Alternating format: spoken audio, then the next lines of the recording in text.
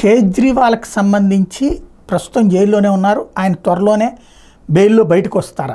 Court నిన్న ఈడీని అడిగిన ప్రశ్న చూస్తే అదే అనుమానం వస్తుంది.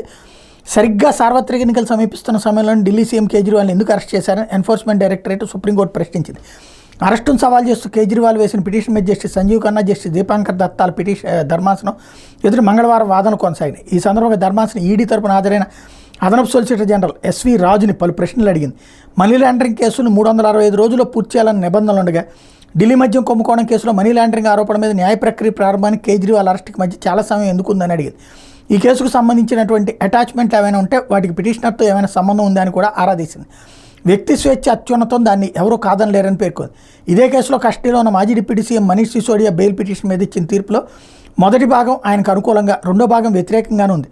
కేజ్రీవాల్ను ఇందులోని ఏ భాగంతో సంబంధం ఉందో చెప్పండి, పదే కోర్టును ఆశ్రయిస్తున్నారనే కారణంతో కేజ్రీవాల్ని అరెస్ట్ చేసే అధికారం ఈడీకి ఉంటుందా?